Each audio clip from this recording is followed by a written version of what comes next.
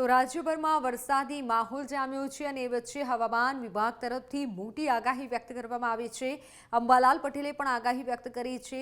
આગામી 2 દિવસ ભારે વરસાદ રહી શકે છે રાજ્યભરમાં। તો શું આગાહી કરવામાં આવી છે, વિંડીના માધ્યમથી સમજીએ કે કયા કયા જિલ્લામાં વરસાદ થઈ શકે છે અને ક્યાં વરસાદ પડી શકે છે।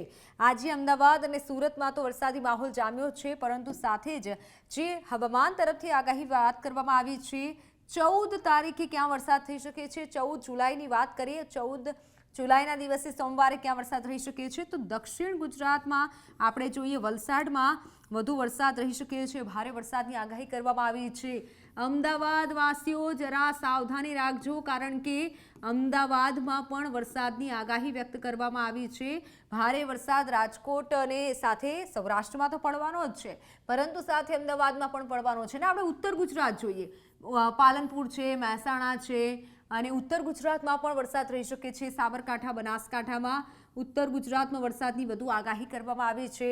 દરિયાકાંઠાના વિસ્તારોમાં તો સતત વરસાદ છે જ, સાથે દક્ષિણ ગુજરાતમાં પણ વરસાદ રહી શકે છે। વડોદરામાં વરસાદની આગાહી વ્યક્ત કરવામાં આવી છે। દાહોદમાં આપ જુઓ કે જ્યાં વરસાદ રહી શકે છે। એટલે વરસાદની જે આગાહી કરવામાં આવી છે, એક સિસ્ટમ જે બની રહી છે અને તેના કારણે વરસાદ રહી શકે છે। રાજ્યભરમાં વરસાદી વાતાવરણ રહી શકે છે। આ તો આપણે 14 તારીખ સવારની વાત કરીએ અને હવે આગળ વાત કરીએ કેવો વરસાદ રહેશે, સાંજના સમયે કેવો માહોલ રહેશે। તો સાંજના સમયે આપણે જોઈએ લગભગ 5-6 વાગ્યાની આસપાસ આપ જુઓ કે જ્યાં સૌરાષ્ટ્રમાં પણ વરસાદી શરૂઆત થશે સાંજના સમયે 14 તારીખે।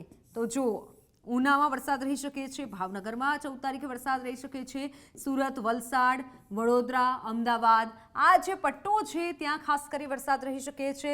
ભારે વરસાદની આગાહી આપવામાં આવી છે। સામાન્ય વરસાદ નહીં રહે।